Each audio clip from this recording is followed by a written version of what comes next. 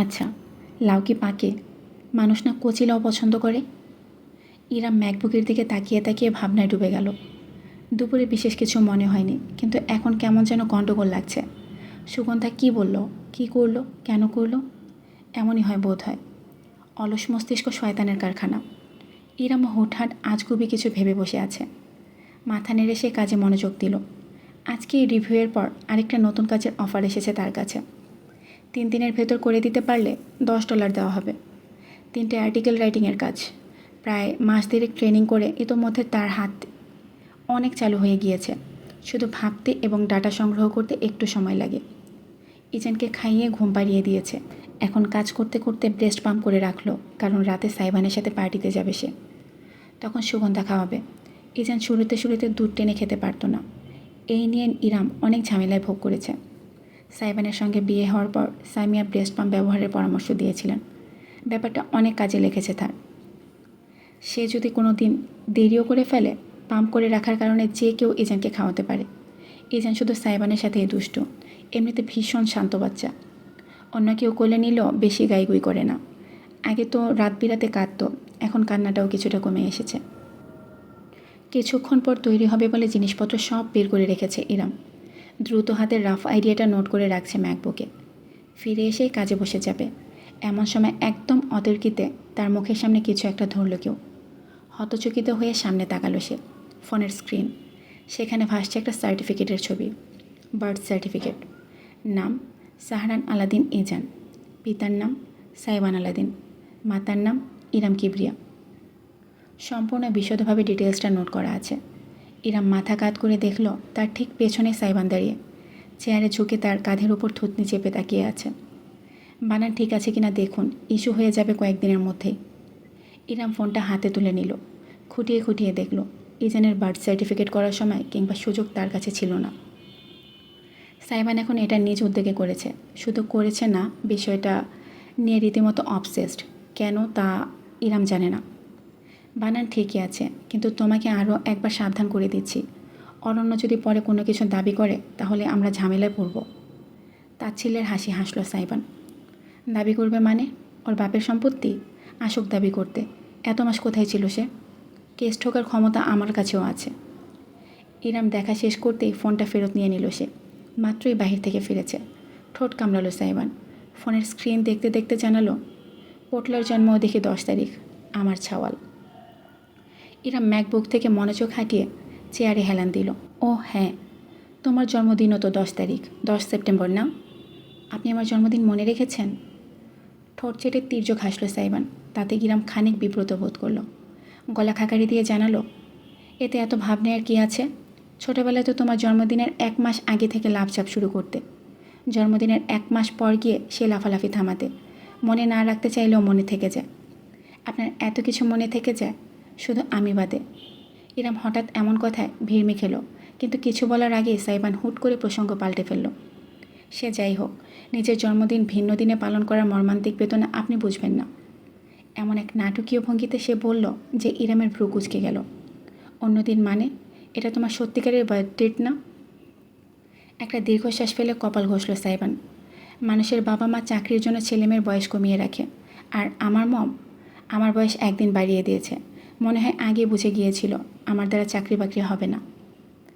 এই কথাটা জানা ছিল না ইরামের। সে আজীবন ওই তারিখেই এই ছেলের জন্মদিন পালন করতে দেখেছে। ঠিক এমন সময় রুমে পা পড়ল অনুরাগের। তার সঙ্গে সঙ্গে মৃদু পারফিউমের সুবাস ভেসে এলো। Mint perfume. ওর জন্মই যুদ্ধের সাথে, ডায়নামাইট বেবি। ইরাম চোখ ঘুরিয়ে তাকালো।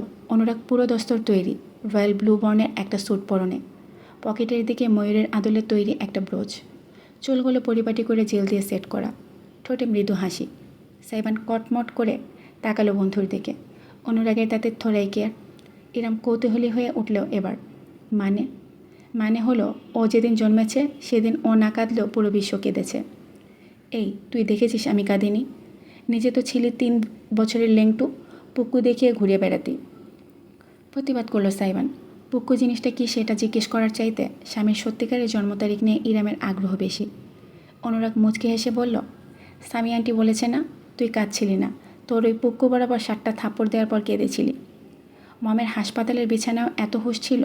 বাসায় ফিরে খবর নিতে হচ্ছে কোন ব্র্যান্ডের অ্যানেস্থেশিয়া ব্যবহার করেছে হসপিটাল, যে রোগী উঠে সব দেখে ফেলে, মামলা ঠুকে দেব। হাতের আঙ্গুল মটকাতে লাগলো সাইবান। ইরামের বন্ধুদের কথায় বিশেষ আগ্রহ হলো না। সে সরাসরি জিজ্ঞেস করলো, জন্মদিন নিয়ে কিছু বলছিলে অনুরাগ? ও কাঁদেনি, বিশ্ব কেঁদেছে, মানে কি? বুকে দুবাহু বেঁধে বিজ্ঞের ভঙ্গিতে অনুরাগ বলল, 10-এর সাথে 1 যোগ করলে কত হয় বৌদি? 11। আর সালটাও যদি হয় 2001। এবার মস্তিষ্কে ঢুকলো ইরামের, আঁতকে উঠল। 9/11। সে বলতেই সাইবান নিজের মাথায় নিজে চাপড় দিয়ে সরে গেল, যেন আরেকটা দুর্বিষহ বিষয় সামনে এসে পড়েছে। 11 সেপ্টেম্বর 2001 পুরো পৃথিবী কেঁপে উঠেছিল যুক্তরাষ্ট্রের টুইন টাওয়ার হামলার কারণে। ঘটনাটা এতটাই ভয়ঙ্কর ছিল যে শুধুমাত্র যুক্তরাষ্ট্র নয়, বরং গোটা পৃথিবী জুড়ে এর প্রভাব ছড়িয়ে গিয়েছিল। তখন ইরামের বয়স 7 বোধ হয়। বিশেষ মনে নেই তার, কিন্তু আবছায় কিছু স্মৃতি আছে। তাদের বাড়িতে পুরাতন একটা সাদা কালো টেলিভিশন ছিল। বিটিভিতে সারাদিন সারা রাত শুধু এই নিউজ চলতো। যাদের বাসায় টিভি ছিল না, তারা তাদের বাসায় নিউজ দেখতে আসতো। এলাকার টং দোকানে ভিড় জমে যেত, আলাপ আলোচনা কত কী। সরকার পর্যন্ত গদিতে নড়ে চড়ে বসেছিল। এমনি এক তোলপাড় করা ঘটনা ছিল সেটি।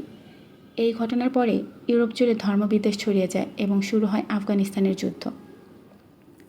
এই ঘটনার কথা জানে না, দেশে এমন মানুষ খুঁজে পাওয়া মুশকিল ছিল তখন। এখনও পাঠ্য বইতে ইতিহাসের অংশস্বরূপ এটা পড়ানো হয়। ঘটনাটি বিশেষভাবে পরিচিত 9/11 হিসেবে। সাইবানের জন্ম একই দিনে। সেদিন এই বিশ্বজুড়ে তোলপাড় হয়ে গিয়েছিল। হয়তো সেই কারণেই সামিয়া তার জন্ম তারিখটা পরিবর্তন করে 11-র বদলে 10 করে দিয়েছেন। ছেলের জন্ম হবে এমন একটা বিভীষিকাময় দিনে মায়ের আনচান মন হয়তো মানতে পারিনি। ইরাম বড় বড় চোখে সাইবানের দিকে তাকিয়ে রইল। ছেলেটা এখন থুতনিতে হাত ঘষছে। এই ছেলেটার মধ্যে আর কত কী লুকিয়ে আছে। একটা একটা করে রহস্য ইরামের সামনে উন্মোচিত হয়, আর সে অবাক হয়ে থাকে। অর্ধাঙ্গিনীকে এভাবে চেয়ে থাকতে দেখে বোধহয় লজ্জাবোধ হলো সাইবানের। গলা খাকারি দিয়ে সে খেকিয়ে উঠল, এই দাদাবাবু, তুই যাবি? এসেছিস কেন ছাতার মাথা? মৃদু হাসলো অনুরাগ, হাত ঘড়ি দেখালো। কয়টা বাজে সে খেয়াল আছে? নাকি তোর আজ শো করার ইচ্ছা নেই?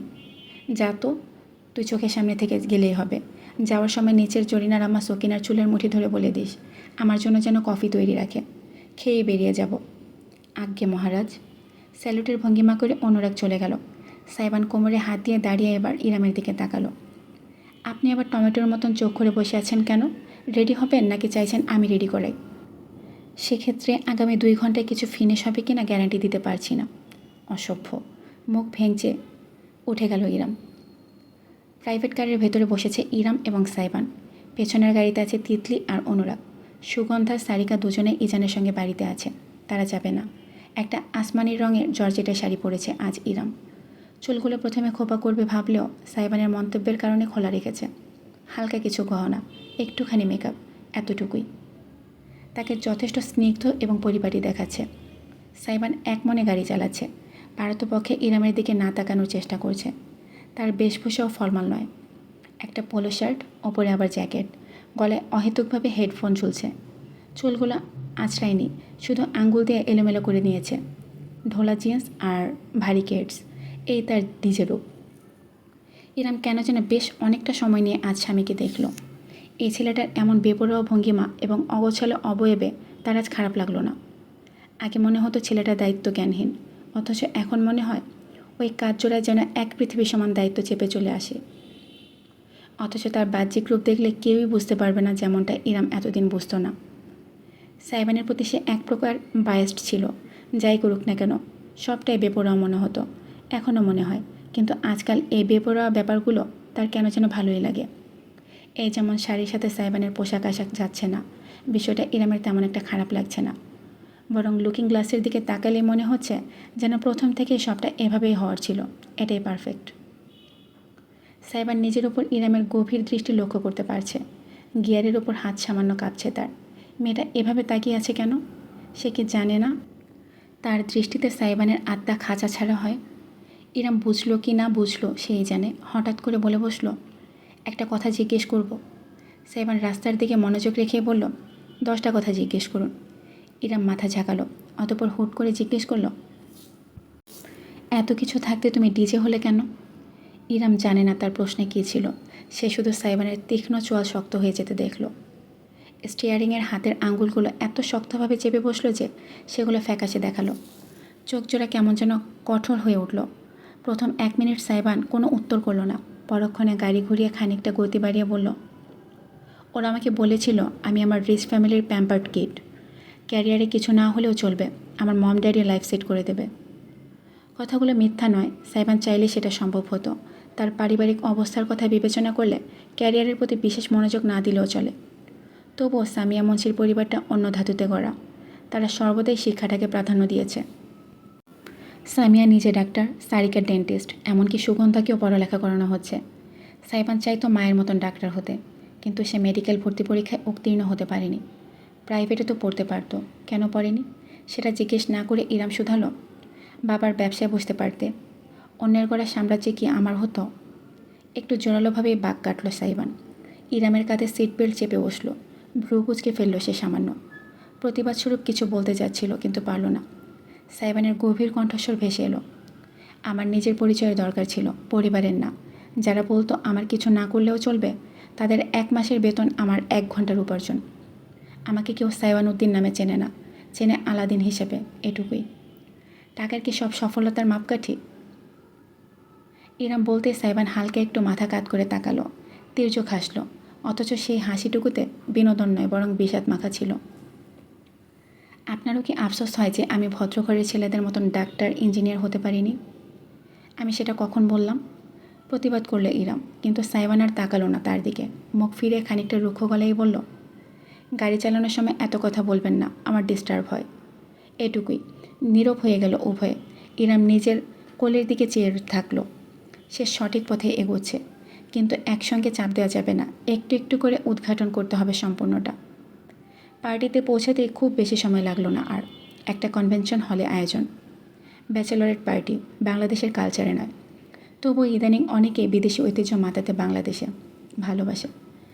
এখনকার বিয়েরও হরেক অনুষ্ঠান, পাকা দেখা, আংটি বদল, বাগদান, ডালা বদল, মেহেদি অনুষ্ঠান, সঙ্গীত অনুষ্ঠান, গায়ে হলুদ, বিয়ের রিসেপশন, আরও কত কী। ভাবলেও হাঁপানি উঠে যায় ইরামের। ব্যাচেলরেট পার্টি সাধারণ বর এবং কনে আলাদা আলাদাভাবে রাখে, বিয়ের আগে বন্ধুবান্ধবদের দিয়ে উদযাপনের জন্য। কিন্তু এক্ষেত্রে সেটাও ব্যতিক্রম। বরকনে দুজনে একসাথে পার্টি রেখেছে, তাদের বন্ধুবান্ধবরা সবাই আমন্ত্রিত, ভিড়ভাড়টাও অনেক বেশি। সাইবান গাড়ি থেকে নামতেই কয়েকজন ছুটে এলো। কানে কানে কী যেন বলল, সে মাথা দুলিয়ে ইরামের কাছে ফেলল। আমার এবার স্টেজে যেতে হবে, অনুরাগদের সাথে সাথে থাকবেন কেমন? এগিয়ে এসে হুট করে অর্ধাঙ্গিনীর কপালে আলতো করে একটা চুমু খেয়ে সাইবান ফিসফিস করল, আসলাম লক্ষ্মীটি। হতবাক হয়ে রইল রমণী। বুকের ভেতর দামামা বাজল নতুন করে। সাইবান দাঁড়ালো না, উল্টো ঘুরে দ্রুত পায়ে ভেতরে ঢুকে গেল। চাকচিক্যময় সাজসজ্জা আর লাইটিং বাতির ভিড়ে ইরাম ভ্যাবলার মতন দাঁড়িয়ে রইল ততক্ষণ, যতক্ষণ না অনুরাগ এবং তিতলি এসে যোগ হয়। অতপর তারা সবাই একসঙ্গে ভেতরে ঢুকলো। বাইরে থেকে যতটা চাকচিক্য, ভেতরে তার থেকেও বেশি অভিজাত হলটা। সুবিশাল।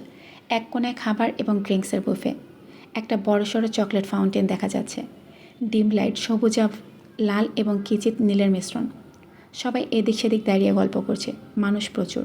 পেছনের দিকে স্টেজ, সেখানে এলইডি স্ক্রিনে জলজলে নিয়নে বাতিতে লেখা ডিজে আলাদিন। দুই পাশে দুটো সুবিশাল পোস্টার, যাতে সাইবানের ছবি এবং লোগো। সাউন্ড প্যানেল প্রস্তুত। গমগমে একটা মিউজিক শুরু হয়েছে এরই মধ্যে।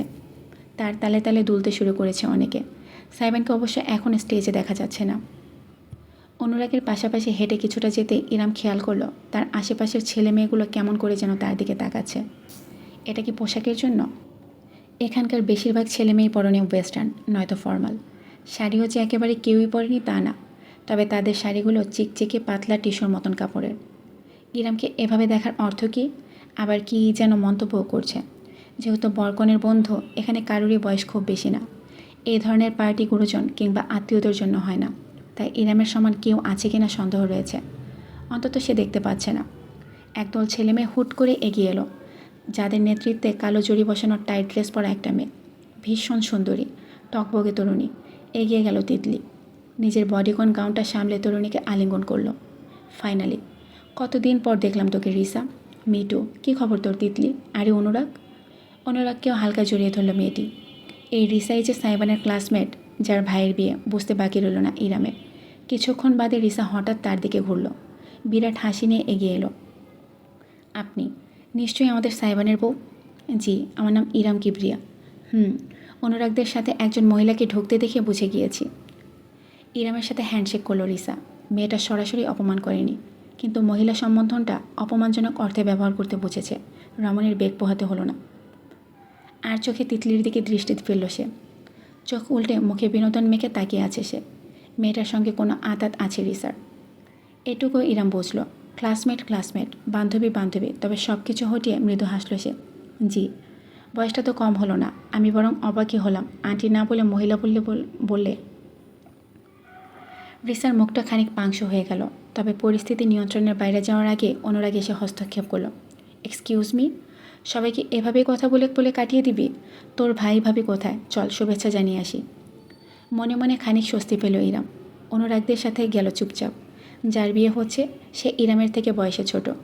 রিসার ভাই আবার তার সমান, একই এইচএসসি ব্যাচ। কথায় কথায় জানা গেল, কিন্তু সামাজিকতা ইরাম খুব বেশিক্ষণ ধরে রাখতে পারল না। সে যেদিকে যাচ্ছে কিছু মানুষের দৃষ্টি তাকে অনুসরণ করে যাচ্ছে, কানাঘোষা হচ্ছে, কেউ কেউ আবার হাসাহাসিও করছে। অবাক করার বিষয় হলেও সত্যি, এর মাঝে মেয়েরই সংখ্যা বেশি। ছেলেগুলো সামনে পড়লে ইরামকে সালাম দিয়ে চলে যাচ্ছে, না হয় চুপি চুপি হাসছে। কিন্তু মেয়েগুলো থেকে থেকে বিনা কারণে দেখছে আর নিজেদের মধ্যে ফিসফিস করছে। তাদের প্রত্যেকের গল্পের টপিক যে সেই, তাতে কোনো সন্দেহ নেই। কাক পাখ না লাগালে কি আর ময়ূর হয়ে যায়?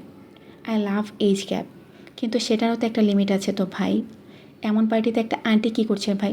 মনে হচ্ছে এখনই সিসি ক্যামেরার মতন বলা শুরু করবে, কালকে পাশের বাড়ির ছেলের সাথে তোমাকে পার্কে দেখেছি। বুড়ো বয়সে নটাঙ্কি। আগের জন মনে হয় ভালো সুখ দিতে পারেনি, তাই কচি ছেলের প্রয়োজন হয়েছে। সে কি নিদারুণ হাসাহাসি এক একজনের। অনুরাগ বিষয়টি খেয়াল করেছে। সে হনহন করে এগোতেই যাবে, কিন্তু ইরাম হাত চাপ ধরে ধরল, ইশারায় মানা করল।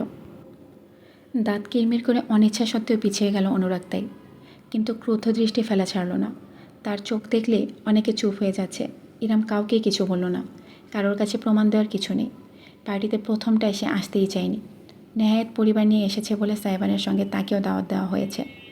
সকলকে ছাড়িয়ে সে চুপি চুপি হেঁটে গেল খাবারের টেবিলের দিকে। উদ্দেশ্য একটা জুস নেবে। ঠিক তখনই পরিচিত অবয়বটা চোখে পড়ল। একজন লম্বাটে ফিনফিনে শরীরের পুরুষ। পিঠ দেখা যাচ্ছে, খয়েরি সিল্কের শার্ট এবং কালো ফর্মাল প্যান্ট পরনে। শ্যামলা মুখ, চোখে চশমা, এক হাতে একটি অরেঞ্জ জুসের গ্লাস। কাইসান রুশদি। এরাম বেশ অবাক হলো। কাইসান এখানে কি করছে? তবে কি এই কারণে ক্লাসে ছুটি? আস্থাশীল একজনকে দেখে তার কিছুটা ভালো লাগলো। এগিয়ে গেল পায়ে পায়ে। কাইসান। কাইসান অন্য একজনের সাথে কথা বলছিল। মাথা কাত করে ইরামকে দেখে সে অবাক হয়ে গেল। দ্রুত নিজেকে এক্সকিউজ বলে করে লম্বা পা ফেলে হাসি মুখে এগিয়ে এলো। তুমি এখানে? একই প্রশ্ন আমারও। তুমি?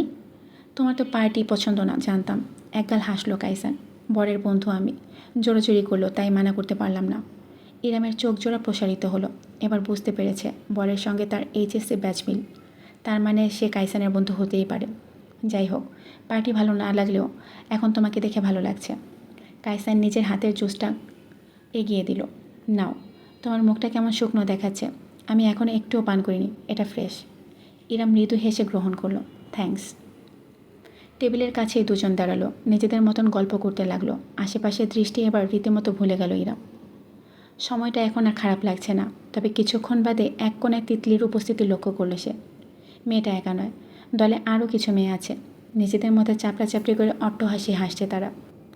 একটা বাচ্চা সহ ইয়াং ছেলের গলায় ঝুলে যাওয়ার কোনো মানে হয়? বেশরম নাকি? পিওর বয় সাইবান।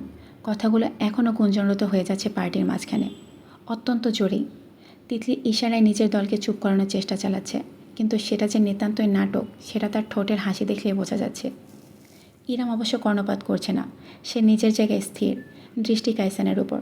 চশমা খানিকটা টেনে চোখের উপর তুলে কাইসান আর চোখে দৃষ্টি ফেলল দলটার উপর। ওদের কথা একদম মনোযোগ দিও না। মানুষের সমালোচনা করা ছাড়া এদের কাজ নেই। তোমাকে যথেষ্ট সুন্দর দেখাচ্ছে, শুধু শুধু আক্রোশ মেটাচ্ছে। It's okay Kaisan, just look at me. কাইসানের হাত টেবিলের কোণে অত্যন্ত শক্তভাবে বসেছে বিধায় ইরাম হাত বাড়িয়ে সেটা ছাড়িয়ে দিল। সঙ্গে সঙ্গে খানিকটা চমকে উঠে গভীর দৃষ্টিতে তার দিকে তাকালো পুরুষটি। ইরাম সেই দৃষ্টির মাঝে লুকায়িত অনুভূতিটুকু ধরতে পারার আগেই মাইক্রোফোনে ভেসে এলো কণ্ঠস্বর। Hello hello, your DJ here. গম গম করে উঠল গোটা হল। চারিদিকে নীরবতা নেমে এলো। আবছায়া আলো আধারি ভেদ করে স্টেজে দেখা মিলল সাইবানের। উপরে ফোকাস লাইট জ্বলছে, চেহারা ভাবলেশীন উজ্জ্বল। তার চোখজোড়া সমস্ত হল ঘুরে 1 সেকেন্ডের জন্য থামল ইরামের উপর। পরক্ষণে দৃষ্টি সরিয়ে স্টেজের উপর থেকে অত্যন্ত নমনীয় এবং শান্ত গলায় বলে গেল, আজকে আপনাদের সঙ্গে আমি একজনকে পরিচয় করিয়ে দিতে চাই, যিনি একাধারে অনেকগুলো আইডেন্টিটি বহন করে। তিনি একজন ফ্রিল্যান্সার, একজন ক্লাসিক্যাল ডান্সার, একজন মা, একজন বোন এবং একজন দায়িত্বশীল স্ত্রী। যিনি সব কাজ করে শুধু নিজের বাচ্চাকেই সামলান না, বরং আমার মতন একটা বড় বাচ্চাকেও সামলান। নিজের একটা হাত তুলে সরাসরি দূরে দাঁড়ানো ইরামের দিকে নির্দেশ করল সে। And this lovely lady is my wife, my precious, I am proud of. লাইটগুলো সরাসরি ইরামের উপর ফোকাস করলো। বেচারি কিছুই করতে পারলো না, স্তব্ধ হয়ে তাকিয়ে থাকতে পারল শুধু। শেষ কবে তার সাদাসিদের নামটার আগে এতগুলো সম্বোধন বসেছে মনে পড়ল না তার। সাইবান কন্ট্রোল প্যানেলের কাছে গিয়ে দাঁড়িয়ে 2 হাতে একটা তালি বাজিয়ে বলল, কেমন হয় যদি আজকের পার্টিটা একটুখানি ভিন্নভাবে শুরু করা যায়? Are you guys ready? Sound system on করে কন্ট্রোলে ঝুঁকল সাইবান। একটি ক্লাসিক মিউজিকের সুর ভেসে এলো, তবলা এবং রাগ সঙ্গীতের মেলবন্ধন। Please welcome on stage Mrs Aladdin. গ্যাস। পুরো হল এক লহমায় উল্লাসে ফেটে পড়ল। কোথা থেকে কি হলো ইরাম বুঝতেও পারল না। তাকে যে কে ঠেলে ঠেলে স্টেজের কাছে নিয়ে গেল দেখার আগে কানে শুনতে পেল ভিড়ের গর্জন, নাচ, ভাবি নাচ। এর মাঝে কিছু কিছু মানুষ এই সামান্য কয়েক মুহূর্ত আগে ইরামকে হেলাফেলা করছিল। মানুষ প্রজাতি বড়ই অদ্ভুত। মাথা ঝাঁকিয়ে ইরাম অবশেষে স্টেজে পা রাখল। সাইবানের দিকে তাকালো, যে ঠোঁটে বিরাট হাসি ঝুলিয়ে রেখেছে। ইশারায় সে ইরামকে স্টেজের মাঝখানটা দেখিয়ে দিল। বুকের ভেতর ধুক ধুক করলো রমণীর। নাচ শেখা এক জিনিস, শখের বসে নিজে নিজে করা এক জিনিস, আর এতগুলো অচেনা মানুষের সামনে পারফর্ম করা আরেক জিনিস। উপরন্তু বেশিরভাগ আজকালকার ছেলেমেয়ে, এরা কি তার কথক পছন্দ করবে? এত কিছু ভাবার সময় হলো না। সঙ্গীতের সুর চড়াও হতেই ইরামের শরীর আপনা আপনিই সাড়া দিল। শাড়ির আঁচলটা টেনে ঢিলেভাবে কোমরে গুজল সে, অতঃপর ছেড়ে দিল নিজেকে। উন্মুক্ত করে দিল যেন সকল দ্বিধার দুয়ার। সমালোচনা, ভ্রুকুটি, অবজ্ঞা, তাচ্ছিল্য, অপমান, কোনো কিছুই তার স্মরণে রইল না। যতটুকু মুদ্রা মনে আছে ততটুকুই কাজে লাগালো। ঘূর্ণনের সঙ্গে সঙ্গে চুলগুলো হাওয়ায় দুলালো তার। তরঙ্গের ন্যায় খেলে চলল সমস্ত স্টেজে। এজন্য এক মুক্ত বিহঙ্গ স্বাধীনতার আনন্দ উল্লাস করছে। কে কি বলছে না করছে সেই চিন্তাও আর রইল না ইরামের। হারিয়ে ফেলেছে সে নিজেকে। পরিবর্তনটা বুঝল সে কিছুক্ষণ বাদেই। তবলার নৃত্যসঙ্গীকে নেমে গিয়ে ধীরে ধীরে ভিন্ন একটা সুরে প্রবেশ করলো। গানটা ইরামের অচেনা লাগলো।